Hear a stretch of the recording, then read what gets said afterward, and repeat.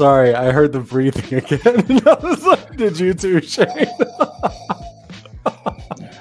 All right, we're back. Dynasty Trades in 5. I'm Clay. I'm Batman. No, you're not. I'm Scott. That's all I got tonight. All right, so tonight we're doing a little refresh on Mr. Travis Etienne. It's been a while since he's played. He's back from his list rank. Apparently, he could have come back the end of the last season if they were even remotely relevant. So let's go ahead and get started. Shane, what are your thoughts? Well, so let's be clear. There's probably 1,000% chance that Urban Meyer forgot he was on the team last year prior to being shit canned, fired. Yeah, so I was looking at his ADP from last year. He was the RB19, and he's dropped all the way to RB20. So he's lost absolutely no value. Just going through some of the names that are ahead of him in ADP, and there's more than a few guys that I would take him in front of, namely, what do you call that guy? Cameron Akers, Elijah Mitchell, a few other guys, J.K. Dobbins. These are all guys I like Etienne better than. One concern with Etienne is they signed, Jacksonville signed 467 slot receivers, which is generally the area that Etienne excels in, except that Etienne's probably a more complete wide receiver than any wide receiver they have on that team, including Christian Kirk. If I can get him cheap, and we were looking at some of the DLF trades earlier, shout out to DLF. If you haven't subscribed, go ahead and subscribe, and then make sure you let them know the Shane sent you, or Scott. Or Clay. Or Clay, yeah. Or Clay, yeah. None of us will get anything out of it, but just do it anyway. Looking at some of the trades, his trade market is all over the place. Like I've seen him going for 2023 first. I see him going for the 110 in this draft. This is my job, dude. I'm just telling you, I'm not picking a trade. I'm just saying his value is all over the place. It seems like the folks that liked him last year are really still in on him, and they're willing to buy back in on him. 104 or Travis Etienne? I'm waiting for Shane. I always like to see Shane's reaction on these trades. I'm taking the 104. Yeah, I'll say the 104, but then I'll get into when I explain my process on Etienne, why maybe that might differ. So yeah, I'll say 104 by default. Then we'll talk a little more about why the reasoning is behind that. Well, let's talk about that now, Scott. I mean, the 104. Yeah, time now. Yeah, that's what that show's for. This is what we do, Scott. Well, I mean, obviously you can't just look at Etienne in this. I mean, this class sucks. Like, I don't even want the 102 in this class. So to think that, to really pick players and match their worth with 2022 picks, then yeah, I mean, if it's the right roster construction for me, that's what it comes down to. Clearly, he's the RB2 in this class, probably. Like, I think most people would even take him over Kenneth Walker. So in that regard, if you're about to take Kenneth Walker at the 102 or the 103, then clearly Etienne's price should be the 102 or the 103. So if you wanted to make that argument, then he's worth that. At the same time, this is a guy that he's never even played. He was a 4-year player in college, lost his first year in the NFL, and now you're kind of wondering, okay, what is he? Is he good? I think the other thing is, how much is he going to play? That's my big question with Etienne. I'm big about trying to design my rosters around having 1 or 2 running backs. If I don't have any and I have a random 104, 105, I'm fine sending it for Etienne because it's going to fit my roster construction, right? Like, I'm just going to bet, okay, maybe he comes out of the gates hot, he catches 70 passes, and he's exactly what you thought he was going to be. That's a great deal. At the same time, like, I'm not going to send a blind 103 or 104 if I already have 3 running backs on my roster. It's too much risk. I'd rather go somewhere else with the pick. The problem is, it's really hard to go anywhere else with the pick. So you're going to be stuck picking the wide receiver 1. I don't want to draft a wide receiver at 103. That's terrible value. But we're already 3 weeks before the draft or 2 weeks before the draft now. It's like you don't have a choice. If you have the 103, everyone knows what it is already. So I think it's really hard to decipher his value. He's not worth a 23 first. That's crazy. I would sell him for a 23 first. No questions asked. I don't care what's on my team.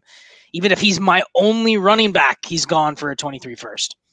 Period. So that's not even a question. But now it comes down to, do you want to buy? Do you want to sell? I mean, I think the biggest thing, I just put this thread out on Twitter over the weekend, was it's really hard to be a difference-making running back if you're a platoon back, period, unless you're literally Alvin Kamara. If you're a guy that somehow is going to have 90 catches and you're going to do it on a 50-60% snap share, that's like the only player that can do it. If you were going to bet on a player that could do that, that would be Travis Etienne. That was going to be my point, is that people compared him to Kamara. Like he's one of the few guys that he could be that. So and you know, not to get all hyperbolic, but I do sometimes. He's a better pass catcher than Alvin Kamara. He's a better athlete than Alvin Kamara. Well, we'll see after his. I wouldn't say better pass catcher. Well, I would. I mean, just watching tape on the two of them, Travis Etienne is a beautiful pass catcher. It's just. Oh, you're getting into tape now. I'm tape grinding. Yeah, you're a tape grind. I tape grind. He's good. We'll He's good for 60 in a Doug Peterson offense. Done. Over under 60 receptions. I'll give you that right now. You can have over 60. How much you want to bet? I'll take the under.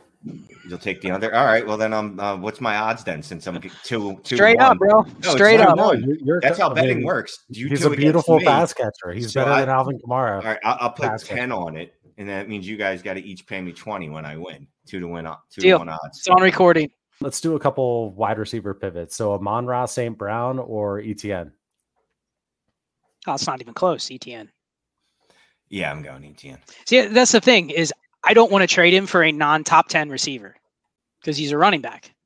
But I also don't want to pay a 102 or 103 price because I'm just hopefully that there's a sucker that will give me a better price for it. So he's really hard to value. Like I don't want to trade him for a random wide receiver too. I'd much rather just have a running back. So you'd rather have Etienne than Devontae Smith? He's in the T. Higgins, Deontay Johnson range. That's what I would want if I'm trading him away. And nobody's going to give that to you because he's never played a game. So how about this one? How about Etienne and the 102 or Jonathan Taylor? Jonathan Taylor. Yeah, I'd still go Taylor. Yeah. But I was going to add, if you have a team that has Taylor, say you have a team with Taylor, Nick Chubb, Etienne. Trade Taylor. Yep. Cash out on Taylor. And you bet on the other two. You bet on Etienne taking the jump. That's how I would deal with that. I wouldn't say, oh, Etienne's my worst running back of the three. Let me go try to trade him because you're going to get a third of what you would get for Taylor. But the upside is probably built into your roster if you were to keep Etienne at his current price. So would you rather have Najee Harris or Etienne and the 107? No, Najee. Najee. Although I will say Najee is hard to trade for value right now. No one wants to buy in on him. I'm starting to get back in on Najee because I do think that there is something predictive about they're just going to force feed him the ball for 3 or 4 more years and then he's going to be dead. But that I don't think we're going to look back at last year and go, they're going to reduce his workload. You know what I mean? No, so I actually am kind of back in on Najee just when I looked at numbers deeper for a lot of the other running backs. He's going to be at the top of the league for the next 2 or 3 years in just total snaps and total touches. So what do you add to a guy like Etienne to get Najee to where it's a smash except for the other team? How far up do you have to go in this year's class? 103, 104? You'd have to get 104 or so is what I was going to say, because there you're at least talking about the wide receiver 1. Yeah. Or 2. Or 103, 104. If you really want to get funky with it, and you're feeling spicy, you throw your 23 first at them and they'll take it because the process dictates that they do. Yeah. So how about a tier down option? Would you rather have Etienne or Elijah Mitchell and the 111? I think I'd go Mitchell in the 111. Yeah, I'm going to have to go to 111 as well. I mean, I'm taking a shot there on like Christian Watson, George Pickens, but range of player. But yeah, I could do that. I could live with that. Okay. I'm thinking Zeke is a good pivot down. Etienne or Zeke and 110. Yeah, I'd take the package. Because I think you could turn the 110, 111 into another Elijah Mitchell. You could literally take 2 shots for one. Then it's just a bet against Etienne at that point. Would you want to add that many years though, and that much tread? I mean, we don't know what Etienne is, but I mean, I guess it just comes down to your process and how you construct your team, right? You want one running back, and then you'll figure the rest out. I mean, if he hits and he's Alvin Kamara, then you're getting crushed in that trade. Yeah. What I'm betting on is that if he's not, I don't care if he's 21, 23, or 29. Doesn't matter. He's an RB2 that probably doesn't have a ton of ceiling in terms of Let's say he goes out and catches 65 balls. He only gets 138 carries. He's not going to be a top 6 running back. He's just not. He's going to have one of these insane Eckler or Kamara seasons where he catches 90 plus balls. And that's just not, that's the upper echelon. That's really hard to project. You could probably project him for 60, 65 catches one time in his career, maybe twice. 59 for the okay. If he gets over 60 next year, then that tune will change. But I'm just saying, it's hard for me to look at a guy I don't care about his skill set and say he's going to have 90 catches in a season. It's just really hard to predict that. All right, if you made it this far, thanks so much for joining. Check out the channel. Got a bunch of playlists on there. Definitely leave messages in the comments if there's any players you would like us to cover, and we will put them in the queue. And we will see you soon.